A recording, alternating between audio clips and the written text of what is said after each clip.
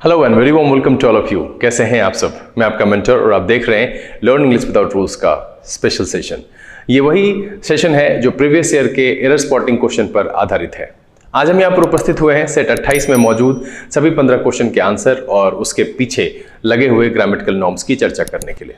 शुरुआत में ही मैं आपको एक अहम जानकारी बता दूं कि आज के एपिसोड को छोड़िएगा नहीं, ना ही भगा करके देखिएगा।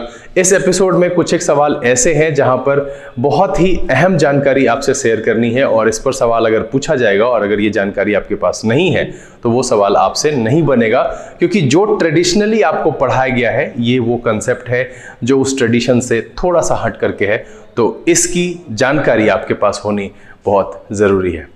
इसके अलावा जो अब तक आपके पास 27 एपिसोड के एक्सप्लेनेशन पहुंचाए गए हैं, उम्मीद करता हूं कि सब के सब आपके लिए फायदेमंद साबित हुए होंगे और आप अब अपने आप को सक्षम महसूस करते होंगे कि हम एरर स्पॉटिंग के क्वेश्चन को देख जरूर सकते हैं और 5 है तो 3 और 4 बनना भी चाहिए। इससे पीछे जो पिछले दिन एपिसोड मैंने अपलोड किया वो थोड़ा सा जायका परिवर्तन के ख्याल से भी था और बहुत लंबा समय बीत गया था, जिसमें एफिक्सेस एंड रूट वर्ड की उस श्रृंखला में कोई भी नए एपिसोड नहीं जोड़े थे मैंने, इसलिए मैंने वो एपिसोड जोड़ा ये संदेश देने के लिए उसे भी भूलना नहीं है। रूट अगर आप जानते हैं, रूट वर्ड की जानकारी आपके पास है तो कहीं ना कहीं ये आपको पार्सली ही सही लेकिन मीनिंग को समझ पाने में बहुत मदद करता है और इसकी मदद से कई सारे जो क्वेश्चन हैं, चाहे वो बैंकिंग के हो, एसएससी के हो, आसानी से सॉल्व किए जा सकते हैं। आपकी वोकैब इनडायरेक्टली स्ट्रांग होती चली जाती है। तो इसलिए रूट वर्ड्स के जितने भी एपिसोड हैं आप उसका रिवीजन धीरे धीरे करिए। बहुत जल्द हम एंटोनिम्स और सिनोनिम्स के भी एपिसोड लेकर के आपके सामने उपस्थित होंगे। चलिए यहाँ पर सेशन की शुरुआत करते हैं। जिन लोगों ने स्टेट 28 को सॉल्व नहीं किया है, नीचे डिस्क्रिप्शन में लिंक है, वीडियो को पॉज कर लीजिए, लिंक से क्वेश्चन डाउनलोड कीजिए, पहले बनाइए और फिर मेरे साथ इस वीडियो के सफर पर चलिए और देखिए कि आखिरकार कौन सी ऐसी बात है जो आपने या तो समझने में गलती कर दी या आपको पता नहीं है और क्यों आपका वो क्वेश्चन जो आपने आंसर मार्क किया वो गलत हो गया। तो यहाँ पर चलिए फटाफट सेशन की शुरुआत करते हैं। आंसर सीट, नोटबुक और पेन लेकर तैयार हो जाइए। देखते हैं कि सेट 28 में मौजूद सभी 15 क्वेश्चन के आंसर क्या है और उसके पीछे कौन कौन सा ग्रामेटिकल नॉर्म्स लगा हुआ है। चले देखा।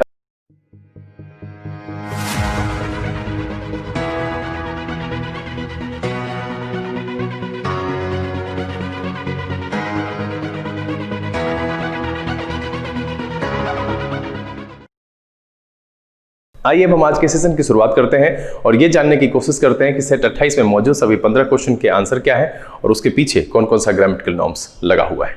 सेशन को भगाकर देखने की गलती बिल्कुल नहीं कीजिएगा। आज कुछ महत्वपूर्ण पॉइंट्स हैं जो कि पिछले कई एपिसोड से नहीं आया है, वो आप तक पहुंचाना है। सेशन को शुरू करने से पहले जो लोग इस चैनल पर नए हैं, चैनल को सब्सक्राइब करना और बेल आइकन प्रेस करना नहीं भूलिएगा ताकि ऐसे अपलोड की गई वीडियोस की नोटिफिकेशन आपको मिले और आपका कोई भी सेशन मिस ना हो। हर एक एपिसोड की तरह क्वेश्चन आपको यहां पर दिखेगा।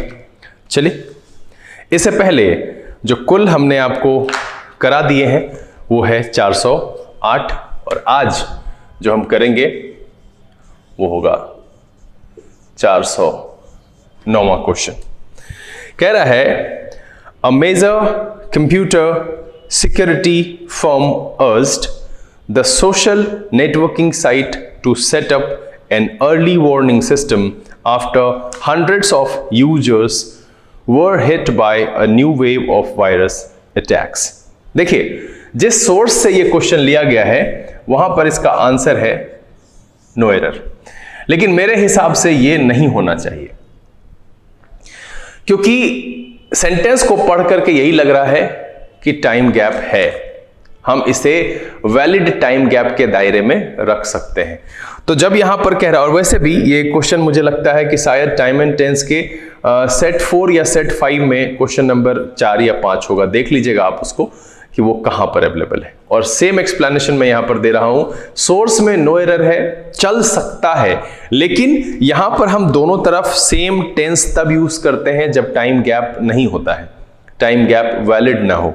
तो यहां क्या लिखा हुआ है? A major computer security firm urged the social networking site to set up an early warning system after hundreds of users were hit।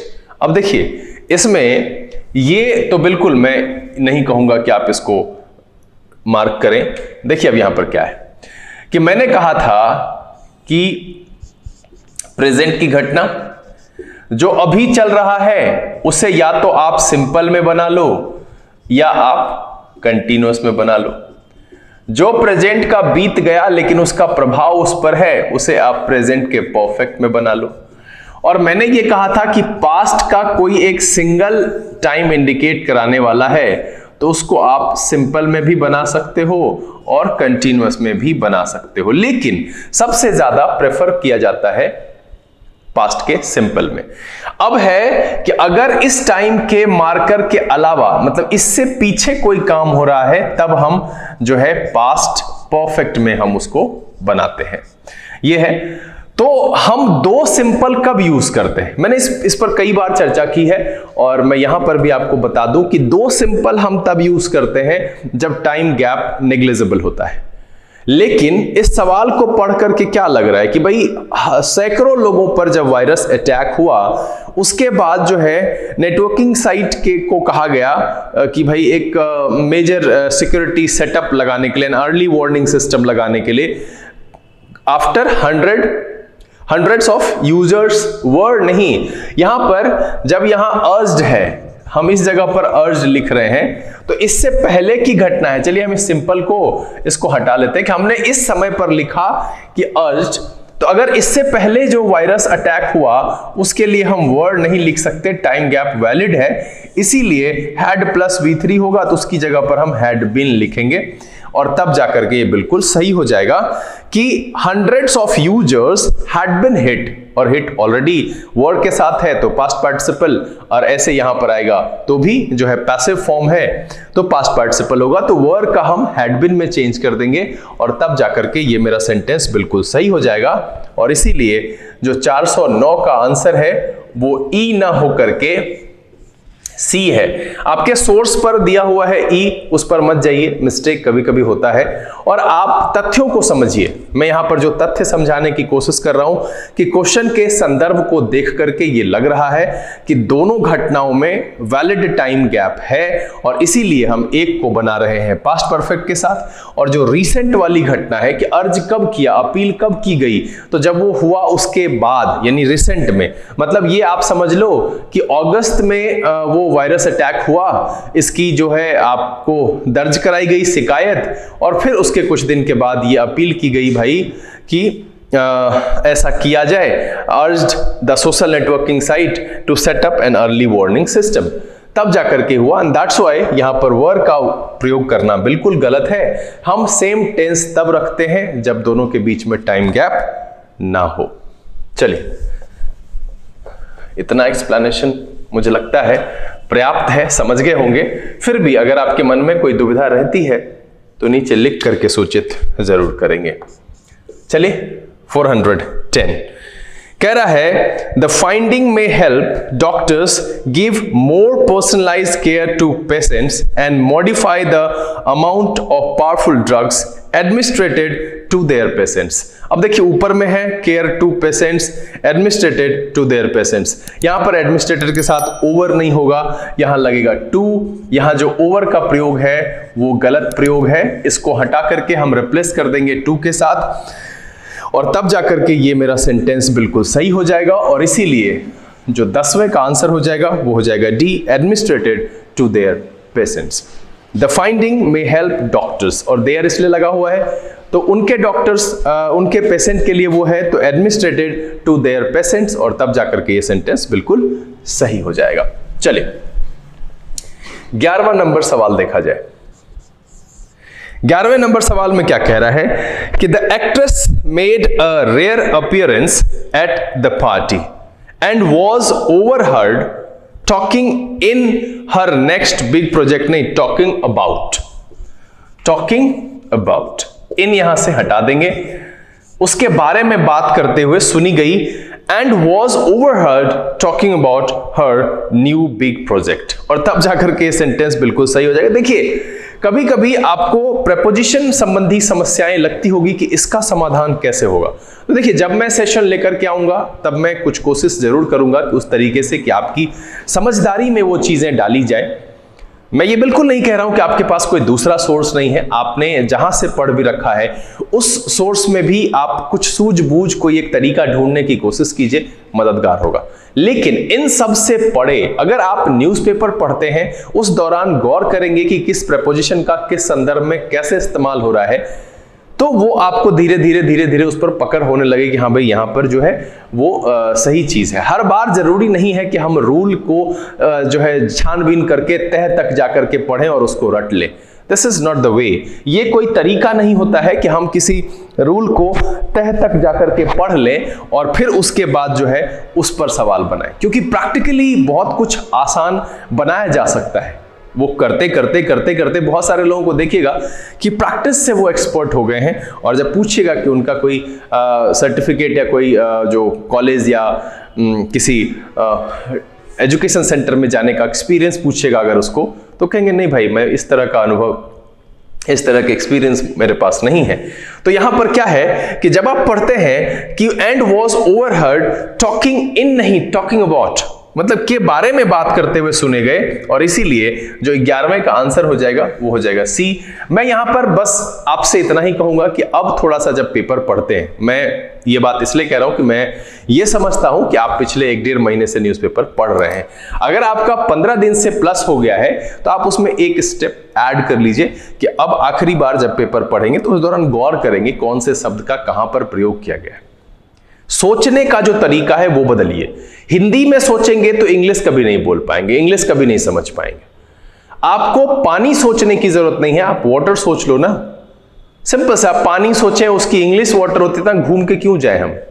Simple सा है, मुझे एक दूसरी भाषा पढ़नी है, जैसे इंग्लिश कहते हैं सभी, तो हम उसी भाषा में शब्दों को समझने की कोशिश करें ना, वो ज्यादा आसान होगा आपके लिए। तो यहां पर क्या हो गया, 411 नंबर का सी हो जाएगा। हम यहां पर क्या करेंगे, इन को हटा करके बॉट लगाएंगे। 412 नंबर का सवाल देखा जाए, कह रहा है more than half the food product targeted at babies and toddlers have a high sugar content and are sweet. अब बीच में है एक्सेसिव। स्वीट जो है वो एक एडजेक्टिव है ना, इसको अगर क्वालिफाई करेगा तो मुझे यहां पर एक एडवर्ब चाहिए। एक्सेसिवली अगर हम इसको कर दें, आर एक्सेसिवली स्वीट, तब जाकर के सही होगा। आपको कई बार बता चुका हूं कि एडवर्ब जो है वो एडजेक्टिव को क्वालिफाई करता है, एडजेक्टिव जो है वो नाउन को क्वालिफाई करता है। अगर हम ये इस संदर्भ के हिसाब से नहीं, अगर यहां पर कोई नाउन लगाना चाहें तो हम लगा सकते हैं, लेकिन यहां जो संदर्भ है उसमें एक्सेसिव स्वीट नहीं, एक्सेसिवली स्वीट लगाएंगे, तब जाकर के सेंटेंस सही होगा। और इसीलिए जो 12वें का आंसर हो जाएगा वो हो जाएगा डी। क्लियर है, 12वें का आंसर हो जाएगा डी। चलिए 13वां देखा जाए, अगला सवाल। इसमें क्या किया हमने 12वें में हमने क्या किया कि पीछे जो है एडजेक्टिव के पीछे एक एक्सेसिव वर्ड लगा हुआ है, वहां मुझे चूंकि एडजेक्टिव को क्वालिफाई करना है तो उसको एडजेक्टिव से क्वालिफाई नहीं करा सकते, इसलिए हमने उसे एडवर्ब में चेंज किया, एक्सेसिवली स्वीट। 13वां सवाल कह रहा है कि the foreign company has so far declined to directly comment on the Indian companies move which analysts say is a sign the company wanting to fight for its presence in the market. अब देखिए इस सवाल में थोड़ा सा विवाद है। विवाद इस वजह से है कि जो इसका आधिकारिक आंसर है उसको कई जगहों पर काट दिया गया है। सबसे पहले क्या है, उसके काटने की वजह है ये, और मुझे जैसा लगता है कि बहुत सारे बच्चों ने इसको कहा होगा कि ये गलत है, इस तरीके का प्रयोग नहीं होता है। एक्चुअली टाइम एंड टेंस में मैंने आपको सिखाया है कि बहुत सारे ऐसे वर्ब्स हैं, और बेसिकली जो स्टेट वर्ब होते हैं जो किसी स्टेट को बताते हैं, ये कोई एक्शन नहीं है, ये एक प्रकार का स्टेटस है, तो इसको हम कंटिन्यूअस में नहीं लिखते। ये बात सही है, यहां तक सही है, बट इसको अगर हम कंटिन्यूअस के अलावा किसी और तरीके से इस्तेमाल करें, जेरंड की तरह इस्तेमाल करें, प्रेजेंट पार्टिसिपल की तरह इस्तेमाल करें, कंटिन्यूअस में ना करें, मतलब I am wanting, he is wanting, इस तरीके से यूज नहीं करते हैं, बट इसको हम जेरंड की तरह और किसी अर्थ में बिना, मतलब जो कि कंटिन्यूअस टेंस ना हो, यूज कर सकते हैं। तो सबसे पहले तो जिसकी ये दावेदारी थी कि ऐसा प्रयोग नहीं है, ये यहां पर गलत हो गया, इसका हम प्रयोग कर सकते हैं। चूंकि हमारे सेंटेंस में जो सवाल है वहां पर वांटिंग के पहले कोई भी एसआरएम नहीं है, दैट मीन्स कि ये कंटिन्यूअस में नहीं लिखा गया है। यहां पर जो है द कंपनी वांटिंग मतलब है कि कंपनी की चाहत है जो इस समय की है, उसके लिए उसको इस्तेमाल किया गया है और उस जगह पर वो ठीक लग रहा है। तो यहां सबसे बेहतर जो है ये जो साइन है, यहां जो लिखा हुआ है साइन द कंपनी वांटिंग, यहां पर एक प्रेपोजिशन छूटा हुआ है साइन ऑफ, और तब जाकर के ये सही हो जाएगा कि the foreign company has so far decline to directly comment on the Indian companies move. अब बहुत सारे बच्चों को यहां पर भी लगा होगा कि टू डायरेक्टली कमेंट कैसे होगा।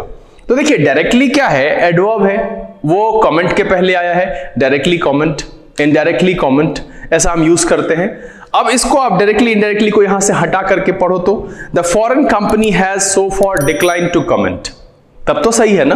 तो उसके पहले एक एडवर्ब लगाया तो उसमें कोई गड़बड़ी नहीं है। पढ़ेंगे कैसे, the foreign company has so far decline to directly comment on the Indian companies move which analysts, और चूंकि यहां पर प्लूरल है तो से is a sign of the company wanting to fight for its presence in the market. एक तो ये तरीका सही हो गया, ठीक है, इस तरीके से। और रिकमेंडेड यही है कि हम इसको सही मानेंगे और यहां पर ऑफ का प्रयोग करेंगे, इस लिहाजन जो इसका आंसर हो जाएगा वो हो जाएगा सी।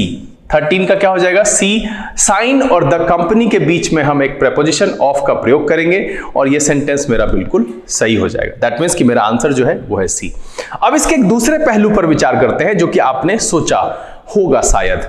अगर हम इसको ऐसा करें, पढ़ने का तरीका बदल लें और इसको हम ऐसा करें कि ये स्टेट दर्शाने वाला वर्ब है, तो हम इसको इस तरीके से नहीं लिखते हैं और इसको हम वांट्स कर देते हैं, क्या ये सही हो जाएगा उस जगह पर स्ट्रक्चर वाइज? कई जगहों पर शिक्षक ने जो इसका एक्सप्लेनेशन दिया है वहां पर उन्होंने ये बताया है और एक लिहाजन अगर देखा जाए तो वो भी ठीक है, बट इसमें कोई गड़बड़ी नहीं है कि हम इसको बदलें। Sign of the company wanting में कोई गड़बड़ी नहीं है कि हम उसको वांट्स करें, बट ऐसा कर सकते हैं कि the foreign company has so far decline to directly comment on the Indian companies move which analyst say is a sign the company wants to fight, तब यहां पर चलेगा कि इस तरीके से हम कहें कि the company wants to fight, तो यहां पर ये हो जाएगा। तो उस लिहाजन भी अगर आप आंसर को देखेंगे तो वो सी ही रहेगा। तो यहां पर जो मैंने बात बताई कि रिकमेंडेड क्या है वो यही है, आधिकारिक आंसर भी यही है। नाबार्ड की जो ये पीओ एग्जाम हुई थी 22 अगस्त 2010 को, उसका जो आधिकारिक आंसर है उसके साइट से मैं देख चुका हूं, तो वहां पर उसको यही कहा गया है कि sign of the company wanting, और इसमें कोई भी ग्रामेटिकली कोई गड़बड़ नहीं है क्योंकि वांटिंग का प्रयोग हम कंटिन्यूअस में नहीं करते हैं, बाकी अदर जगह तो कर ही सकते हैं। आम लविंग यू नहीं कहते, but my loving sister loving brother तो यूज करते हैं। तो ये एक समझने वाली बात है और मैं समझता हूं कि ये बहुत सारे बच्चों के लिए एक नई जानकारी है। तो 13 का जो आंसर है दोनों ही परिस्थितियों में हो जाएगा सी। चलिए अगला सवाल देखा जाए, वो है 14th में कह रहा है कि after 40 years of trying to understand why asbestos causes cancer, researchers have now finally unraveled the mystery। यहां पर बिल्कुल जो है after 24 years of trying to understand why asbestos causes cancer, researchers have now finally unraveled the mystery। देखिए सब जगह पर जो ए में, बी में, सी में और डी में जितने भी यहाँ पर ग्रामेटिकल नॉर्म्स लगे हुए हैं सारे के सारे बिल्कुल सही हैं। एस्बेस्टस कॉजेज कैंसर, ये एक स्टैटिक बिहेवियर को दर्शाता है कि एस्बेस्टस से कैंसर होता है, तो इसलिए यहाँ पर लिखा गया है। अब कह रहा है कि रिसर्चर्स हैव, प्लूरल में है तो हैव लिखा है, उसका लिखा है नाउ फाइनली अनरेवल्ड, तो यहाँ पर भी जो है हैज हैव प्लस V3 होता है, तो इसीलिए जो 14th का आंसर है वो है no error and the option is E. मतलब है कि इसका जो आंसर हो जाएगा वो ई हो जाएगा। इसमें A section, B section, C section और डी सेक्शन कोई गड़बड़ी नहीं है, सारे के सारे सही है। चलिए अब 15वां सवाल देखा जाए और 15वें सवाल में बड़ा ही आसान है। कह रहा है कि द प्रॉपर्टी डीलर वॉज, अब देखिए जब ही वॉज लगा तो या तो इसके साथ लगेगा वर्ब 1 प्लस आईएनजी जिसे आप V4 कहते हैं, या आप यूज करेंगे पास्ट पार्टिसिपल। तो हम सिचुएशन देखते हैं कि कब यूज करते हैं पास्ट पार्टिसिपल, जब हम पैसिव लिख रहे होते हैं, और एक्टिव पैसिव का सेशन अभी चल रहा है और इस पर बहुत अच्छे से मैं बता चुका हूं। और जब हम एक्टिव में लिखते हैं, एक्टिव पैसिव बना नहीं रहे हैं, मैंने कहा कि एक्टिव के स्ट्रक्चर में हम is are am was were के साथ V4 का प्रयोग करते हैं। तो हम यहां पर देखेंगे कि क्या मेरा सब्जेक्ट शुरुआत में लिखा हुआ है, या इसमें ऑब्जेक्ट अगर शुरुआत में लिखा हुआ है तब ठीक है। कह रहा है the property dealer was shot dead by 4 unidentified jacket clad man. मतलब यहां पर कह रहा है कि 4 अज्ञात जैकेट पहने हुए लोगों के द्वारा जो है उसको मार दिया गया। दैट मीन्स कि मारने वाला किलर जो था वो 4 था और उसको सब्जेक्ट के तौर पर यहां नहीं लिखे हैं, इसीलिए यहां इसका प्रयोग नहीं होगा और यहां पर जो इसका शॉट SHOT का प्रयोग करेंगे, SHOOT यहां पर गलत है। पास्ट पार्टिसिपल प्रयोग करेंगे और तब जाकर के ये सही हो जाएगा, और इसीलिए जो 15th का आंसर हो जाएगा वो हो जाएगा बी। समझता हूं, मुझे ऐसा लगता है, ये उम्मीद है कि अब आपको ये समझने में कि which one is active and which one is passive, ये आपको परेशानी नहीं होती होगी। पैसिव में हम बी के किसी भी फॉर्मेट के साथ, चाहे वो इज हो, आर हो, एम हो, बी खुद हो, बिन हो, बीइंग हो, इसके साथ हम पास्ट पार्टिसिपल का प्रयोग करते हैं। इनएक्टिव अगर हम बी का प्रयोग करते हैं तो उसके साथ हम जो है आईएनजी वाला फॉर्मेट यूज करते हैं, चाहे हम परफेक्ट कंटीन्यूअस ही क्यों ना यूज कर रहे हो। आई हैव बीन टीचिंग, यहां पर टॉट नहीं होगा। टॉट अगर लिखेंगे तो फिर हम आई ऑब्जेक्ट हो जाएगा और पढ़ाने वाला कोई और हो जाएगा। तो ये आप समझ पाते होंगे अब अच्छे से। चलिए 16वां सवाल देखा जाए, 16th क्या कह रहा है देखिए। The auditions for India's first ever reality-based pop band hunt is going on in full swing with numerous entries of boys and girls came in. अब देखिए यहां पर जब came in लिखते हैं ना तो ये पूरा मीनिंग नहीं देता है। अब हम आपको यहां पर एक टर्म बताते हैं, उसको समझिए और उसको कोशिश कीजिएगा याद रखने की। कई जगहों पर इस्तेमाल होता है। एक होता है, शायद मैंने इसकी चर्चा कहीं पर की है, हैविंग प्लस पास्ट पार्टिसिपल। ठीक है, हैविंग प्लस पास्ट पार्टिसिपल का प्रयोग उस जगह पर करते हैं जहां पर कि 2 काम हो रहा हो, W1 एंड W2, लेकिन ये समाप्त हो, फिनिश्ड हो, तब इसके लिए हम यूज करते हैं। मतलब है कि ये फिनिश्ड हो पहले, ठीक है, फिनिश्ड 1 नंबर में, और तब जाकर के ये शुरू हो। मतलब है कि पहले वाले काम के खत्म होने के बाद जब ये शुरू होता है, ठीक है, जब ये उसका परिणाम होता है, जैसे कि मैं नाश्ता खाकर ऑफिस जाता हूं, इस तरीके से इसका जो सेंस आएगा तब हम वहां पर इस्तेमाल करते हैं हैविंग प्लस पास्ट पार्टिसिपल। ठीक है, तो यहां जो सेंस आ रहा है उसमें ये ज्यादा बेहतर अच्छा मीनिंग देगा कि ऑडिशन जो है for India's first ever reality based pop Hunt band is going on full swing. मतलब ये पूरा चल रहा है। क्यों भाई? तो कह रहा है कि with numerous entries of boys and girls having come in, है ना, उसके आने के बाद पूरी तरह से फुल स्विंग पर चल रहा है कि वो आए, ये घटना हुई, एंड देन फुल स्विंग पर ये चल रहा है। इसीलिए यहां जो केम इन लिखा हुआ है हम इसको चेंज करेंगे हैविंग कम इन। हैविंग कम इन में चेंज करेंगे तब जाकर के, पहले बॉयज और गर्ल्स ने वहां पर जो है एंट्री ली और तब जाकर के वो ऑडिशन फुल स्विंग पर चल रहा है। तो यहां पर इस लिहाजन जो इसका आंसर हो जाएगा 16 का वो हो जाएगा डी। ये ध्यान रखिएगा कि जब कभी भी 2 एक्शन एक के समाप्त होने के बाद दूसरा शुरू हो रहा हो, कि मतलब W1 फिनिश हो और दूसरा उसके बाद शुरू हो, तब हम ऐसी घटनाओं में जो पहला एक्शन होता है उसको हैविंग प्लस पास्ट पार्टिसिपल से दर्शाते हैं। उम्मीद करता हूं कि ये बात समझ में आ गई होगी। और यहां पर इसीलिए जो 16वें का आंसर हो जाएगा वो हो जाएगा डी। क्या करेंगे? केम इन को हैविंग कम इन करेंगे। चलिए 17 नंबर बड़ा ही आसान है, 2 प्लस कर्विंग चूंकि हमने सब्जेक्ट लिया है, सब्जेक्ट में नाउन या नाउन इक्विवेलेंट का इस्तेमाल करते हैं, इन्फिनेटिव का इस्तेमाल करेंगे 2+B1 to curb the spread of violence, authorities brought under curfew. तो यहां पर जो कर्बिंग है, यहां जो ING लगा हुआ है कर्ब में, इसको यहां से हटा देंगे और बड़ा ही आसान सा क्वेश्चन है, इसका आंसर हो जाएगा ए। मुझे लिख करके बताइए कि 417 किस किस का सही है, किस किस ने मार्क किया है। और हाँ 13 भी बताइएगा कि आपने क्या सोचा था, वांट सोचा था या फिर जो मैंने कहा कि वांटिंग सही है उस तरीके से प्रयोग होता है, ये आपको पता था या नहीं पता था, लिख करके मुझे जरूर बताइए। चलिए अगला देखा जाए 18वें नंबर में कह रहा है कि demand for diesel cars which has been on the rise for the last few years may dip as the government is increasing the price of the fuel, bringing it closer to that of petrol। यहां पर बिल्कुल जो है इसमें हर एक हिस्सा demand for diesel cars, और जब भी देखिए एक बात मैं आपको बता दूं कि कार्स के बगल में ऐसे कॉमा लिख दिया ना, तो यहां पर कभी भी कई जगहों पर एक्सप्लेनेशन देने वालों ने इसको कहा है कि दैट से रिप्लेस कर दो। देखो ये मुझे जैसा लगता है कि ये कोई जरूरी नहीं है, विच लिखा हुआ है तो भी ये सही है। अब यहां पर हम दैट को इस कंडीशन में कभी भी रिप्लेस कर ही नहीं सकते, विच को रिप्लेस नहीं कर सकते, दैट का प्रयोग नहीं कर सकते, क्योंकि defining and non defining clause, जब मैं प्रोनाउन में इसकी चर्चा करूंगा तब मैं उसके बारे में बताऊंगा कि दैट का प्रयोग कभी भी कॉमा के बगल में नहीं करते हैं। सिंपल सी बात है।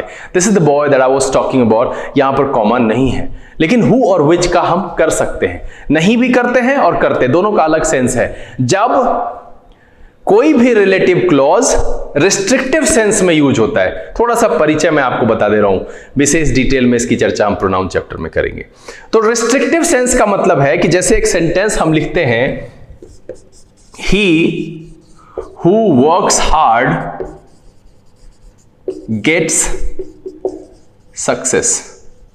अब देखिए कि ये जो वर्क्स हार्ड है, he gets success, actual sentence तो ये है, लेकिन उस पर एक कंडीशन इंपोज है, हु वर्क्स हार्ड, और यहां देखिए कॉमा नहीं है। और हम कहें कि राम इज माय फ्रेंड, यहां कॉमा लगाएंगे, हु लिव्स इन पटना। तो क्या ये दोनों जो हु क्लॉज है, ये भी एक हु है और यहां पर भी हु क्लॉज है, तो ये क्या दोनों सेम है? नहीं, ये इंफॉर्मेशन एक्सटेंशन है एक्सटेंड करने के लिए इसका यूज हुआ है ना, इसका इंफॉर्मेशन एक्सटेंड किया गया है इस माध्यम से, तो ये क्या है? कंटिन्यू करने के लिए इसको इस्तेमाल किए हैं। बट ये क्या है? रिस्ट्रिक्टिव सेंस में इस्तेमाल हुआ है। देखिए कि ही कौन सफलता पाता है, कौन सा ही सफल होता है? वो जो कड़ी मेहनत करता है। It's a kind of restriction. तो इस केस में हम कॉमा के बगल में हु और विच का प्रयोग तो कर सकते हैं, बट दैट जो है वो सिर्फ रिस्ट्रिक्टिव सेंस में यूज होता है, याद रखिएगा हमेशा। उसको कभी भी हम इंफॉर्मेशन को एक्सटेंड करने के लिए इस्तेमाल नहीं करते हैं, कॉमा के बगल में वो कभी भी यूज नहीं होता। तो बहुत सारे लोगों ने इसको ये कहा है कि दैट को विच कर दो, ये विच को जो है वो दैट कर दो। नहीं, ये सेंटेंस कहीं से भी कोई गलती नहीं है। इसमें कह रहा है कि demand for diesel cars which has, हाँ अब देखिए क्या आपको लगेगा कि फिर यहां पर सर हैज क्यों लगाया? क्योंकि बात हो रही है डिमांड की, तो उसके लिए कि which has been on the rise, cars के डिमांड की, एनपीएल लगा हुआ है पहले में, तो वहां पर हैज सही है। मैं ये क्लियर कर दूं, बहुत सारे बच्चे फिर ये सवाल पूछ सकते हैं कि भाई यहां पर हैव लगना चाहिए, कार्स है तो। और इस लिहाजन जितने भी यहां पर ए बी सी डी ये है पोर्शन, सबके सब सही है, और इसीलिए 18वें का जो आंसर है वो है आपका नो एरर, इसमें कोई भी गलती नहीं है। चलिए, और अब थोड़ा सा सावधान हो जाइए, कान खोलकर ध्यान देकर के इस बात को सुनिएगा, ये बहुत जरूरी है, और इस पर जितनी भी इंफॉर्मेशन दी गई है आपको वो पर्याप्त थी, बट एक नई सूचना इसमें जोड़ रहा हूं मैं कि not only was the actress over the moon winning an award, but was also deeply touched by the support she got from the industry। अब बहुत सारे बच्चों ने, मैं ये दावे के साथ कह सकता हूं कि 100% लगभग यही ट्राई किए होंगे कि नॉट ओनली और बट ऑल्सो का जो पेयर है ये जो मैंने आपको बताया था उसमें कहा था कि यहां वही होता है जो यहां होता है। मतलब ये कि बट ऑल्सो के बाद अगर नाउन आया है तो यहां भी रखते हैं, बट ऑल्सो के बाद अगर एडजेक्टिव आया है तो नॉट ओनली के बाद भी रखते हैं, ये मैंने बताया था। ठीक है, मतलब है कि दोनों तरफ एक ही प्रकार के पार्ट्स ऑफ स्पीच का प्रयोग किया जाता है। और डिसाइड हम किसके आधार पर करते हैं, तो बट ऑल्सो के आधार पर करते हैं। दूसरा मैंने बताया था कि बट और अगर ऑल्सो को स्प्लिट कर दिया जाता है तो ऑल्सो के बाद जो आता है वो डिसाइड करने वाला होता है कि नॉट ओनली के बाद क्या होगा। ये दो कंसेप्ट मैंने आपको बताया था, इस पर बहुत सारे सवाल आपने बनाए हैं और मैं समझता हूं कि ये कंसेप्ट आपको ध्यान में होगा। अब एक नई जानकारी है कि अगर नॉट ओनली बट ऑल्सो के पेयर में इसे सेंटेंस के शुरुआत में लिखा जाए, शुरुआत में, उसके बाद लिखा जाए हेल्पिंग वर्ब और फिर लिखा जाए सब्जेक्ट, तब ये जो पेयर मिलान करते थे इसको जांच करने की जरूरत नहीं है, तब कुछ भी लिखा जा सकता है। दैट मीन्स कि मैंने हार्डली स्कार्सली का जो केस बताया था कि हार्डली में हम हेल्पिंग वर्ब को पहले लिखते हैं, नो सुनर में हेल्पिंग वर्ब को पहले लिखते हैं, नो सुनर डिड या no sooner had, hardly did या हार्डली हैड। अगर उस तरीके से नॉट ओनली के साथ भी एक तो सबसे पहले इसको सेंटेंस की शुरुआत में लिखा जाए, पहली पहचान कि नॉट ओनली बट ऑल्सो के पेयर में नॉट ओनली को सेंटेंस के शुरू में लिखा जाए, उसके बाद हेल्पिंग वर्ब लिखा जाए और फिर लिखा जाए सब्जेक्ट। दैट मींस कि इन्वर्जन का प्रयोग हो। इन्वर्जन का मतलब क्या है कि मेरा जो नॉर्मल सेंटेंस का पैटर्न होता है वो होता है सब्जेक्ट वर्ब ऑब्जेक्ट, लेकिन किसी वजह से जैसे हम इंटरोगेटिव सेंटेंसेस क्रिएट करते हैं तो उसमें हेल्पिंग वर्ब पहले लिखते हैं ना, it's a kind of inversion. तो वहां पर हम वैसा करते हैं, किसी वजह से अगर इन्वर्जन लिखा जाता है वैसी परिस्थिति में नॉट ओनली को बट ऑल्सो के हिसाब से एडजस्ट करने की जरूरत नहीं है, तब पेयर को जांच करने की जरूरत नहीं है। क्या मैंने ऐड किया तीसरा, ये एकदम ध्यान में बिठा लीजिए कि पहला केस क्या है कि नॉट ओनली बट ऑल्सो के पेयर में नॉट ओनली के बाद वही पार्ट्स ऑफ स्पीच यूज होता है जो बट ऑल्सो के बाद होता है। अगर हम बट ऑल्सो में बट और ऑल्सो को स्प्लिट कर देते हैं तो ऑल्सो के बाद जो पार्ट्स ऑफ स्पीच मौजूद होता है उसी प्रकार का हम नॉट ओनली के बाद प्रयोग करते हैं। क्लियर है? लेकिन अगर नॉट ओनली को सेंटेंस के शुरुआत में लिखा गया हो और उसके साथ इन्वर्जन यानी उसके तुरंत बाद हेल्पिंग वर्ब और फिर सब्जेक्ट लिखा गया हो, ऐसी परिस्थिति में पेयर के एडजस्टमेंट का दोनों रूल जो पहले मैंने बताया वो कैंसिल हो जाता है, हम उसकी जांच नहीं करते हैं। अब आइए यहां पर क्या है कि not only was the actress, अब यहां पर नॉट ओनली बट ऑल्सो की पेयर चेकिंग बंद हो जाएगी, हम उसकी जांच नहीं करेंगे। हम ये नहीं चेक करेंगे कि बट ऑल्सो के बाद जो है उसी प्रकार का parts of speech not only के बाद आया है या नहीं। क्यों?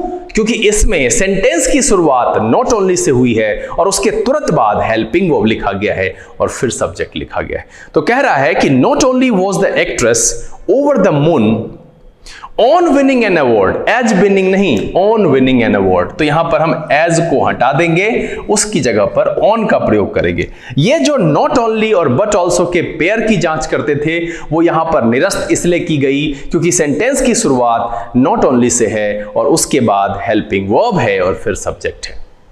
ऐसी परिस्थिति में जो नॉट ओनली बट ऑल्सो या not only but slash also splitted but also के पेयर की जो जांच करते थे वो निरस्त हो जाती है, कैंसिल हो जाती है, उसे जांच नहीं करते, वो किसी प्रकार से लिखा हुआ हो सही होता है। और यहां पर जो एज लिखा हुआ है ऑन विनिंग एन अवार्ड होगा, एज का प्रयोग नहीं होगा और इसीलिए जो 19वें का आंसर हो जाएगा वो हो जाएगा आपका बी। उम्मीद करता हूं कि ये जो तीसरा not only but also say जुड़ा हुआ कंसेप्ट है ये आपको समझ में आ गया होगा। चलिए अगला सवाल देखा जाए। 20वां कह रहा है कि द प्रोटेस्टर्स वेंट ऑन अब देखिए इसके बाद जो वर्ड लिखा हुआ है रैम्पेजिंग, इसका एक नाउन वाला वेरिएंट है रैम्पेज।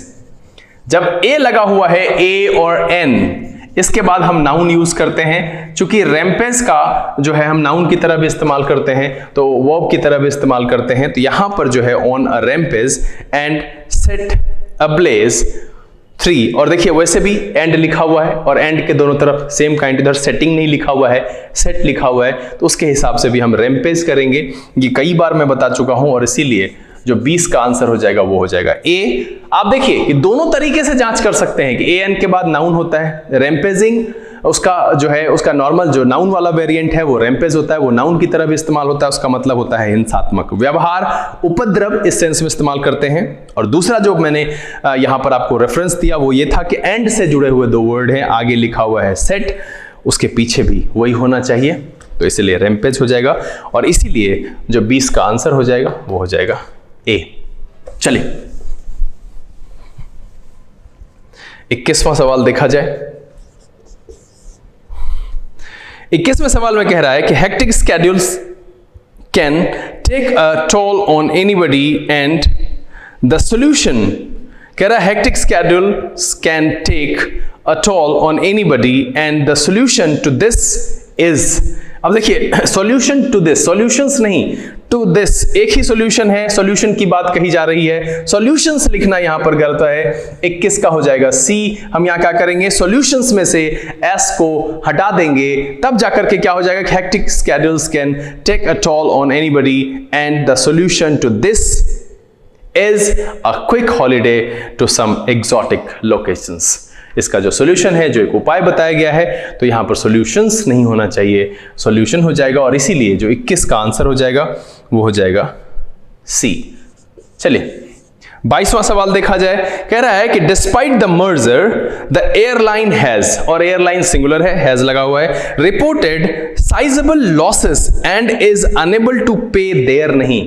चूंकि यहां जो लिख रहा है एयरलाइन हैज है ना, एयरलाइन हैज जब ही लिखा तो आगे होना चाहिए इट्स, यहां पर जो देयर लिखा हुआ है वो गलत है और ये सही है, इसीलिए इसका जो आंसर हो जाएगा वो हो जाएगा 22 का डी। क्यों? क्योंकि मैंने आपको बताया था कि सिंगुलर नाउन या प्रोनाउन उसका हेल्पर भी सिंगुलर होता है। कई बार इसकी चर्चा कर चुका हूं। उम्मीद करता हूं कि आपका ये जो सवाल आपने बनाया होगा ये आंसर आपका सही होगा, लिख करके मुझे बताइए जरूर।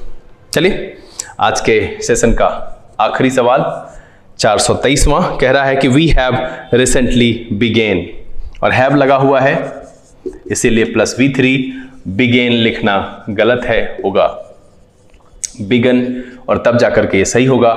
इस पर समय देना बेफालतू है। मैं यही समझता हूं कि इतने दिन से अगर ये बात नहीं समझ में आई है कि हैज हैव के बाद जो है वो वर्ब के थर्ड फॉर्म का इस्तेमाल होता है, तो ऊपर वाला ही मालिक है आपका, क्योंकि मैं इतनी बार इसकी चर्चा कर चुका हूं। बहुत सारे कंसेप्ट तो ऐसे हैं कि इतनी बार बोला हूं कि वो आपको समझ में आसानी से आ जाना चाहिए। यहां पर है we have recently begin, began, begun, V3 होना चाहिए, बहुत ही आसान है। लिख करके बताइएगा किस किस का गलत हुआ है। हाँ, गलती बनाने वालों को मैं कह रहा हूं लिखने के लिए, जिनका सही हुआ है वो भी लिखिए, क्योंकि अगर ये गलती हो रहा है दैट मीन्स कि आप फोकस्ड होकर के नहीं बना रहे हैं, आपका ध्यान कहीं और है, पता नहीं कहाँ है, ये तो आप ही ढूंढेंगे। उम्मीद करता हूं कि आज का सेशन थोड़ा सा मजेदार और एक्साइटिंग रहा होगा, क्योंकि यहाँ पर 2-3 चीजें आपको नई नई सीखने के लिए मिली। पहली तो वो एक सवाल जो विवाद वाली थी कि बहुत सारे लोगों के मन में ये मान्यता है कि वांटिंग का प्रयोग नहीं करते। हम कंटिन्यूस में नहीं करते, बट ऐसे नॉर्मल केस में कर सकते, जैसे हम लविंग का कंटिन्यूस में नहीं करते, नॉर्मल में करते हैं। दूसरी बात जो मैंने बताई सबसे अहम, नॉट ओनली बट ऑल्सो के केस में आपका 2 कंसेप्ट आपके पास है कि नॉट ओनली बट ऑल्सो के साथ दोनों तरफ same kinds of parts of speech का प्रयोग किया जाता है। इसमें डिसाइड हम करते हैं बट ऑल्सो के आधार पर, मतलब ये कि बट ऑल्सो के बाद जो पार्ट्स ऑफ स्पीच आया है वही नॉट ओनली के बाद भी होगा। अगर किसी केस में बट और ऑल्सो को अलग अलग यानी कि स्प्लिट कर दिया जाता है, उस केस में ऑल्सो के बाद आने वाला parts of speech he decider होता है और वही सेम नॉट ओनली के बाद भी इस्तेमाल होता है। आज जो इसमें कंसेप्ट ऐड किया मैंने वो ये था कि नॉट ओनली से अगर किसी सेंटेंस की शुरुआत हुई है, उसके बाद हेल्पिंग वर्ब का प्रयोग हुआ है और सब्जेक्ट रखा गया है उसके बाद, दैट मींस कि इन्वर्जन का प्रयोग हुआ है, जिस प्रकार के हम नो सुनर, हार्डली या स्कार्सली के साथ करते हैं। इन दैट केस आपको वो सिमिलैरिटी चेक जो करते हैं, जो ऊपर के 2 कंसेप्ट हैं, वो दोनों छोड़ देना है, वो निरस्त हो जाता है, उसकी जांच नहीं करते हैं। और इसीलिए उस सवाल में उसका कोई मिस्टेक था नहीं, मैंने उसकी जांच की नहीं। उम्मीद करता हूं कि नया कंसेप्ट बड़ा ही रोचक लगा होगा, आपको अच्छे अंक प्राप्त हुए होंगे। नीचे आप अपने मार्क्स लिख करके सूचित जरूर करें।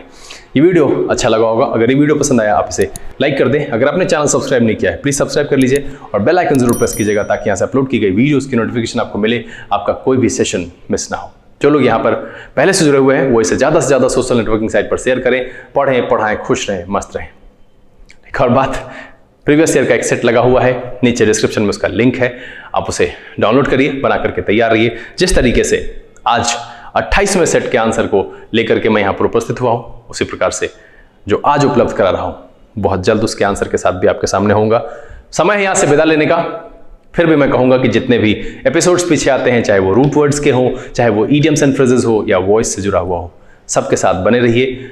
हर एक एपिसोड को देखिए, 20-25 मिनट में आपका कुछ जाएगा नहीं, बट आप सीख बहुत कुछ जाएंगे। अगले दिन एक और रोचक एपिसोड के साथ उपस्थित होते हैं। तब तक के लिए लर्न इंग्लिश विदाउट रूल्स के सीजन से this is B K Singh signing off. Keep reading, keep practising. Thank you, God bless you.